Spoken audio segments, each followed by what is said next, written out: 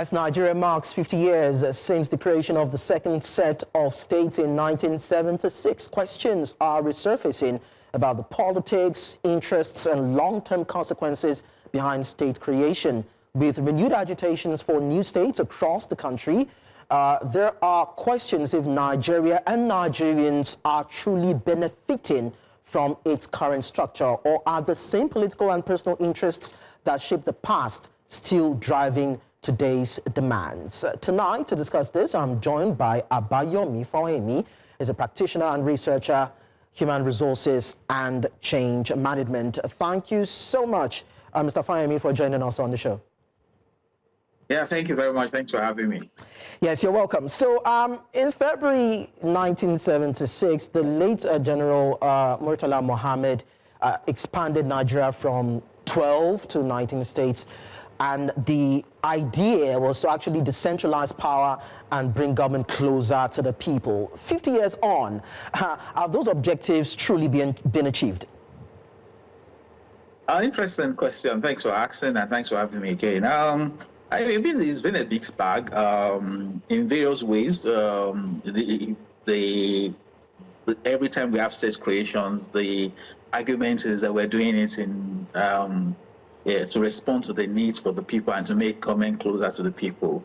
If we really want to check it in Nigeria and want to use the indices of democracy, citizenship, participation, for example, you realize that we have not really, the state creation have not necessarily made government closer to the people, because the closest arm of government, level of government to the people is actually the local government or the city management systems, which has remained largely not as responsive as it can be. But from the point of view of sharing of opportunities, from the point of view of creating more structures, sometimes when you look at it from the point of view of infrastructure development, you can say that the state creation have achieved something. So think about Western Nigeria, for example, that was broken out, and now we now have in the 1976 creation, or and Ondo created from it. Look at the concentration of what we have, for example, in Ibadan as a capital of Western region, and now that we have state capitals in Akure, in Abeokuta, and then Ibadan still returning as Oyo State. I mean, look at the amount of infrastructure that has happened in those cities. Of course, by extension, the later states that were created, like Osun State, for example, look at what has happened in Osogbo before, after state creation and after. So from the point of view of infrastructure, the state capitals have benefited more. From the point of view of resource and sharing of largesse, of politicking and politics, that has happened. But from the tangible impact on the livelihoods, on the sustainability of communities, on the progress of individuals, I've not seen any significant difference whether the states are created or not. Okay, so what is the issue, or what is the gap? Where is it lacking in terms of the creation of states? We've seen the number increased, but we've not seen a translation on, let's look at it from the part of the positive impact that it's meant to have on the people. What's actually missing between those two variables? Thanks again. I think for me, one key issue, and like in any analysis you want to do about progress, development, poverty, leadership is a core thing. Everything falls and rises on leadership. So the quality of political leaders we have had over the years have been poor at all the levels of government, whether it's the federal or state or local government. We have not had very effective leadership in various levels, and then not just in government, in various parts of society generally. So that explains what we currently have. But at the same time, one of the challenges is the fact that I think we have exaggerated the powers and the potential of state governments in Nigeria. If you look at it historically, what we had were cities, city governments. So you had governance in Ibadan, in Ondo, in Apomu, in Ikire, in Kaduna, in Kano. They were essentially like city-states, wherein we had local level of government. For example, if you check policing in Nigeria, policing started from the bottom. Now, and then we didn't have Nigeria initially, so there was no federal government for now. And then we created a federal government, we created a Nigeria, we created a federal government. And then in his wisdom, it was General Gowon that started the concept of state. We had regions, but he started to call them states. And then Murtala Muhammed added more to it to make it 19. So you notice that the youngest of these three levels is actually the state government. You know, in terms of creation, organically, we started with city-states. We started with city management. We started with township. That's where you have the KBACs, you have the OBs, you have the emirs who were ruling their own cities. Then we now had the colonial masters come in, create a Nigeria, and then create something in the semblance of a federal, a national system of leadership or governance, as the case may be. And then that level created the state government. As a result of that, the youngest of these three suddenly becomes the one that we think can solve many problems. And if you actually check about it, there's really, and I keep saying this, there's practically nothing that the state government has been asked to do that it has done better than the federal government. Nothing. Before now, you didn't have state universities. You only had federal universities. Now you have state universities. The law allows states to have universities. Compare the state universities to the federal universities. Are they on the same level? No, they are not. The federal level universities seems to be better.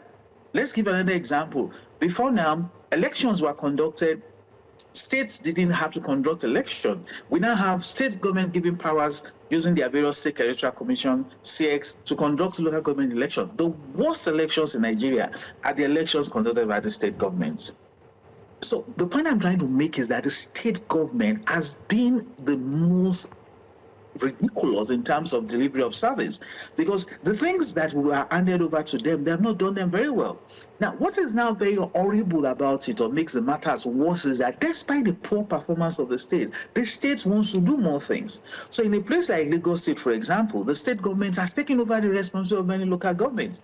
So you have, for example, state government collecting refuse, which is a constitutional mandate of the local government. Now, so a state government that is struggling to deliver its own traditional rules is now taking additional rules and collecting from local government. I told somebody once, the Nigerian Constitution describes who should build roads. I say it here, and anybody can go and check the National Constitution. Only two levels of government were given responsibility to build roads in Nigeria based on the 1999 Constitution: the federal government and the local government. No constitutional power gives a state government to build any road in Nigeria. Of course, there are subsidiary laws that says there are Trunk A, Trunk B, and Trunk C road, but I'm talking about the Constitution. The Constitution never told any state to build a road. But a government, a state governor, will decide to build roads, which is the role of the local government.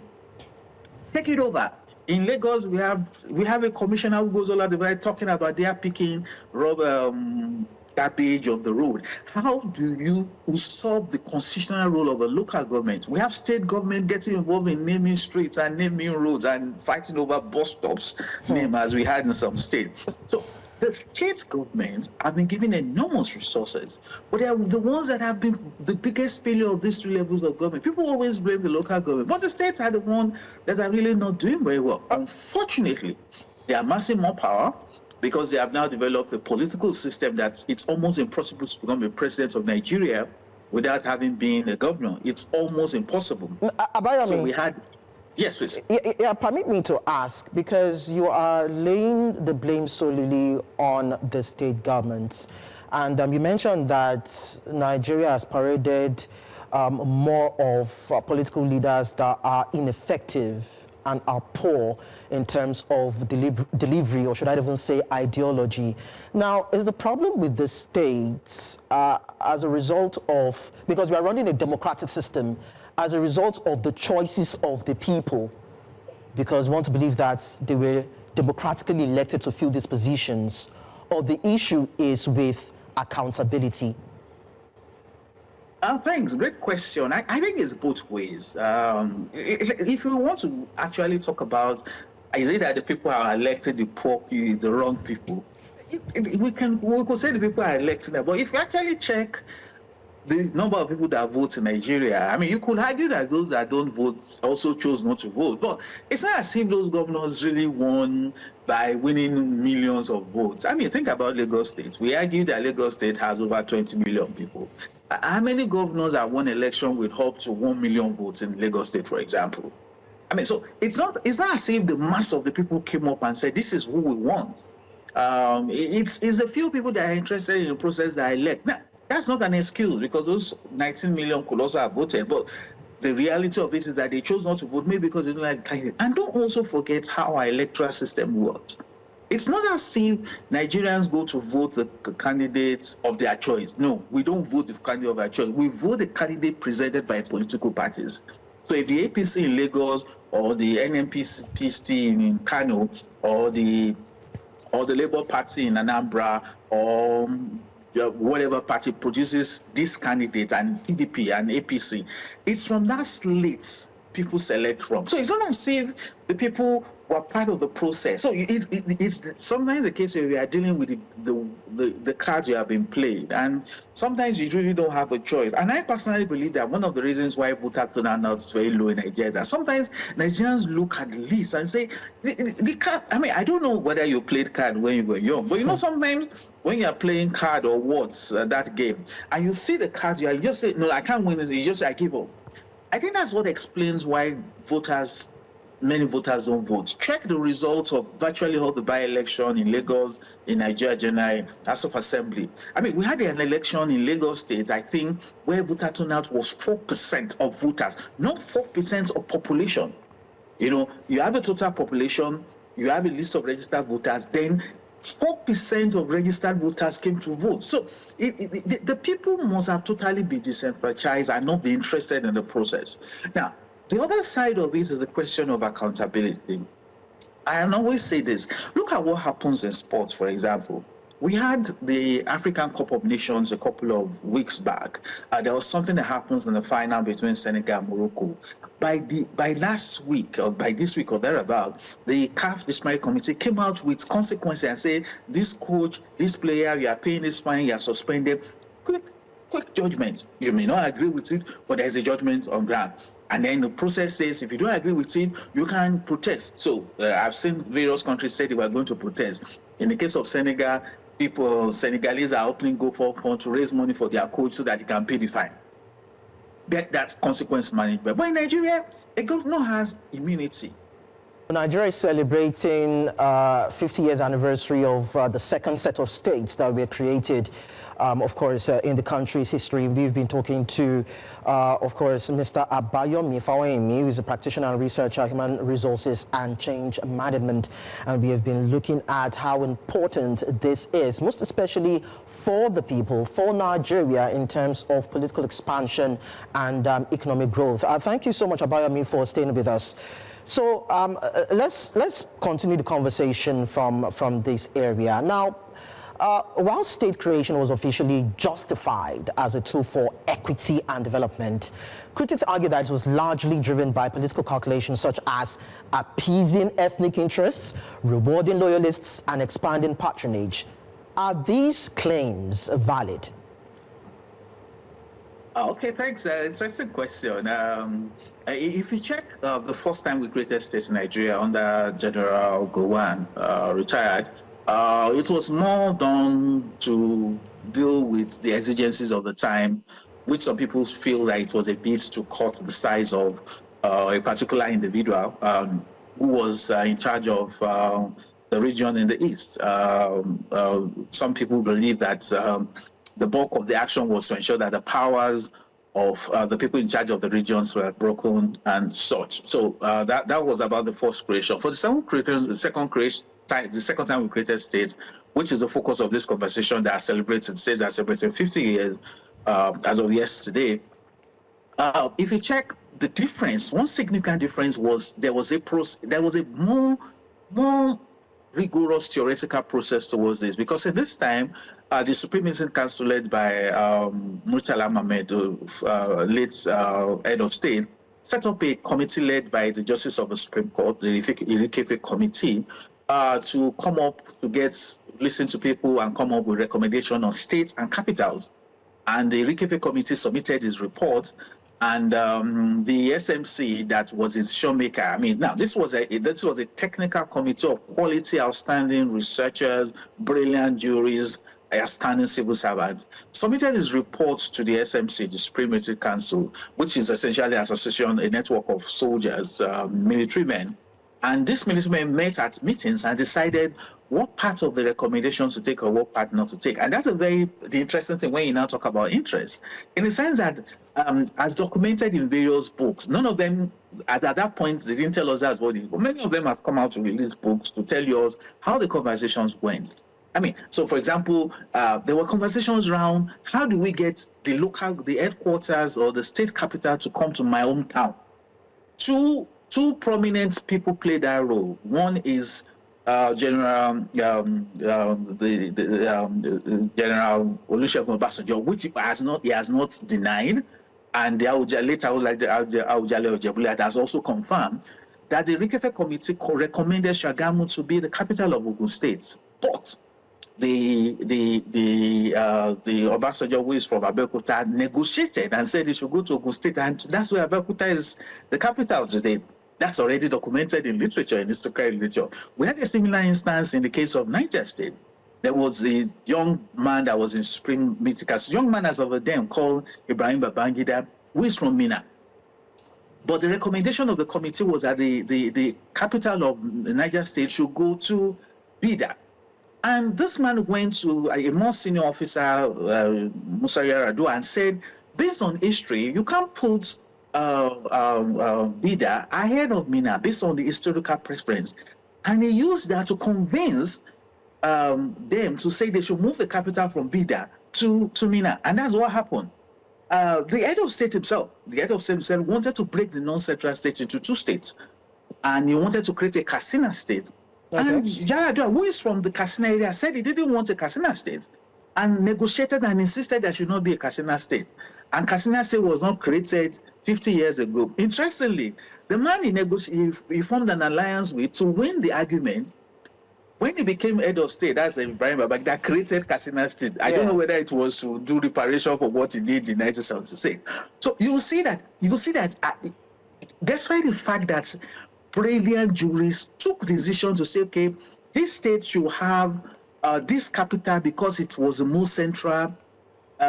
Some people use personal and private interests and to determine where it went to. Okay. I mean, there's a rumor, not confirmed because it's not documented in literature, that it happened in other state creations where state capitals, in this particular case, allegedly was moved to the hometown of the wife of the president.